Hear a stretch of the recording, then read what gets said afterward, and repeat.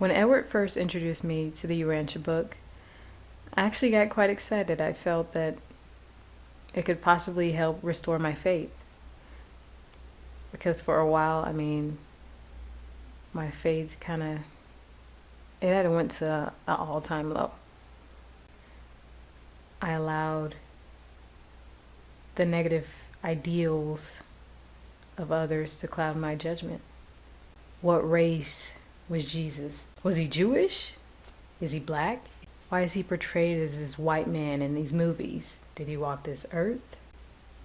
And I began to realize as I matured that why does his race even matter at all? Why isn't his message of peace and love what people embrace? Why isn't that what matters? Similar to Shantaria's experience, I too was having a lot of questions about religion and God and Jesus at the time that the Urantia book came to me. At that time I had kind of lost interest in organized religion, and I had actually attended various ones, everything from Buddhism to different sects of Christianity to some other kind of mystical type religions, but I was losing interest, and I did have a lot of questions about Jesus at the time as well. And a person who I actually ended up hiring for an English school I was running over in Japan brought this big blue book of over 2,000 pages and actually gave it to me as a gift. I ended up hiring him as a part-time teacher and actually letting him stay at the room that I had been staying at, and I just kind of stayed over there at the English school, slept on the floor in that because I was struggling at the time trying to keep the school going, and it was going under, and I'd just gone through a divorce and a lot of difficulties at that time. Anyway, I ended up reading the book oftentimes 2 and 3 hours or more a night till 3 and 4 a.m. in the morning, and I couldn't believe what I was reading. It just amazed me that there was such a book even in existence. And it not only was very coherent and very comprehensive and deep, but it had a lot of what you call scientific corroborations. It had been written in 1955, and interestingly, anonymously. Nobody's ever taken credit for the book.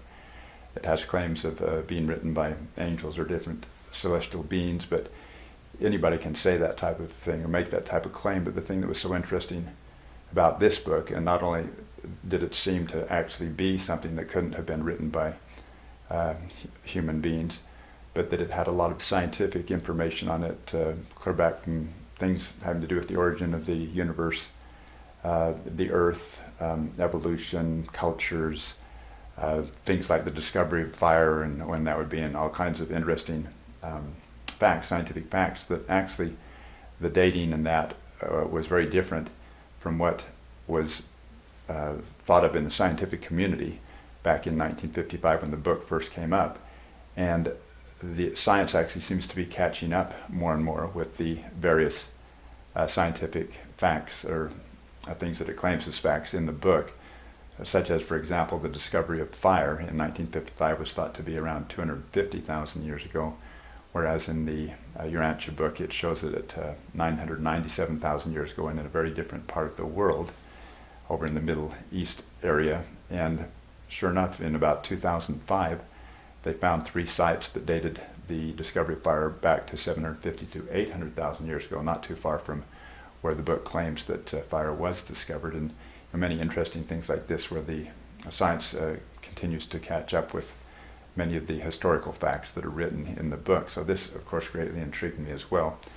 But anyway, at the time I didn't know all of those things. I just knew that the book was amazing, and it was doing a great deal for my understanding of spirituality, and also was filling in a lot of gaps about Jesus that seemed very logical and were of great interest to me. And so I began and continued to read the book, and up until this time, over the past 20 plus years, I have read it numerous times, probably, I guess, 10 times to date. The religion of the Spirit means effort, struggle, conflict, faith, determination, love, loyalty, and progress. The religion of the mind, the theology of authority, requires little or none of those exertions from its formal believers. Tradition is a safe refuge and an easy path for those fearful and half-hearted souls who instinctively shun the spirit struggles and mental uncertainties associated with those faith voyages of daring adventure out upon the high seas of unexplored truth in search for the farther shores of spiritual realities as they may be discovered by the progressive human mind and experienced by the evolving human soul. I'm going to just mention a few interesting quotes. There are literally thousands of amazing quotes in the book that are very insightful and very deep and seem to make a significant difference in one's thinking and attitude. Effort does not always produce joy, but there is no happiness without intelligent effort. Now, a lot of times, myself included, we can make a lot of effort to trying to do something, make something happen, and sometimes it just doesn't work out. But we can't just become passive and wait for God to take care of things or think that something's going to happen without effort. Eventually effort will have some results, and of course the wiser you get and the better direction and understanding you have, the more your effort will make and bring about results. Prejudice blinds the soul to the recognition of truth, and prejudice can be removed only by the sincere devotion of the soul to the adoration of a cause that is all-embracing and all-inclusive of one's fellow men. Prejudice is inseparably linked to selfishness. Prejudice can be eliminated only by the abandonment of self-seeking and by substituting, therefore, the quest of the satisfaction of the service of a cause that is not only greater than self, but one that is even greater than all humanity. The search for God, the attainment of divinity. The evidence of maturity of personality consists in the transformation of human desire so that it constantly seeks for the realization of those values which are highest and most divinely real. The weak indulge in resolutions, but the strong act. So oftentimes we hear people, and most people actually will make a resolution. That could be a New Year's resolution, or it could be a resolution at any time of the year. It could be to lose weight, to start exercising, to develop a new habit, to save money, whatever it might be. Stop smoking, stop drinking. But so often the person will say, well, I'm going to start after 2 weeks, or after Thanksgiving, or after the holidays, or after this happens. And what that really shows is that they haven't really truly made the determination to act and to move on their resolution. They're just kind of indulging in the resolution. Then when they finally do get started, they may go for a little while, but stop. When you truly have resolved to do something, when you truly have willed and made a decision, and it's really become a part of you, you'll end up doing it immediately and not look back. And that's why I think this talks about the strong will act, and of course when we get to that point we do act. Another thing with this, of course, sometimes it takes some preparations in that to get to the point where you're strong enough to act on what you know you should do, and that oftentimes is helped by spiritual connections. And of course we feel more spirituality, we feel a connection to a higher power, to God, by taking time to spend to think about God, to read about inspired readings, meditation, prayer, this type of thing. And this is something a lot like exercise that really does need to be done on a daily basis. And this also is talked about a lot in the Urantia Book, and of course it talks about this in the Bible and other holy books as well. Whet the appetites of your associates for truth. Give advice only when it is asked for. I've, for many years, had the tendency to try to give advice a lot of times when it wasn't necessarily asked for, and oftentimes you get a negative reaction or stubborn reaction or whatever. People, although they might like to have some good advice or something that would help them out, if it's given at the wrong time or when they're not ready for it, oftentimes they are going to have a negative reaction against it. So becoming more skillful in knowing when to give advice, and also trying to kind of lead or influence a person to a certain point or understanding. And then when they actually start asking questions or asking for your advice, or maybe they see your example of that, that's the time, and to be patient and wait for that time. Human unity and mortal brotherhood can be achieved only by and through the superendowment of the religion of the Spirit. Racial minds may differ, but all mankind is indwelt by the same divine and eternal Spirit. The hope of human brotherhood can only be realized when and as the divergent mind religions of authority become impregnated with and overshadowed by the unifying and ennobling religion of the Spirit, the religion of personal spiritual experience. Anxiety must be abandoned. The disappointments hardest to bear are those that never come.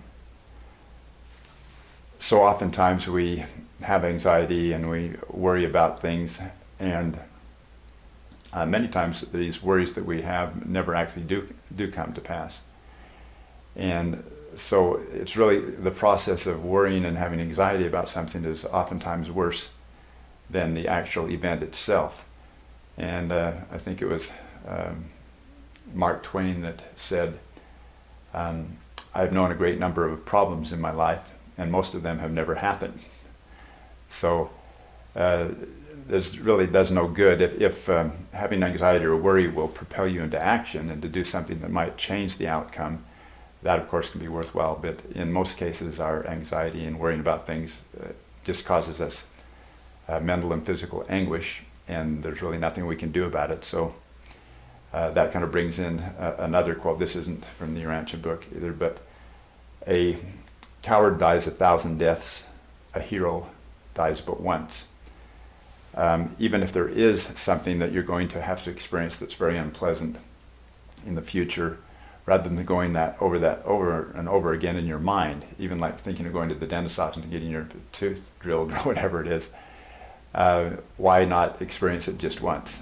Don't think about it, don't worry about it, and when it happens, you'll experience it once, and then it's over. So anyway, I think that also is a very good quote.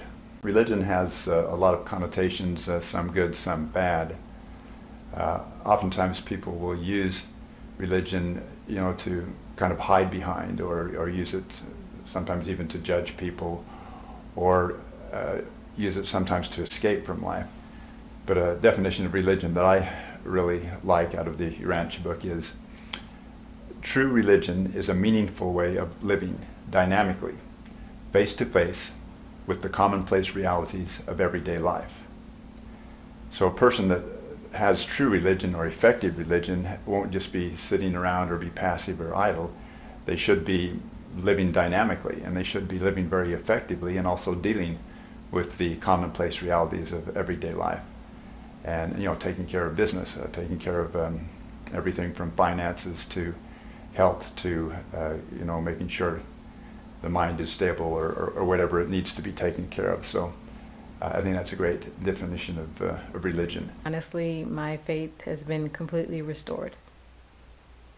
I feel like this is the most life-changing book that will ever exist.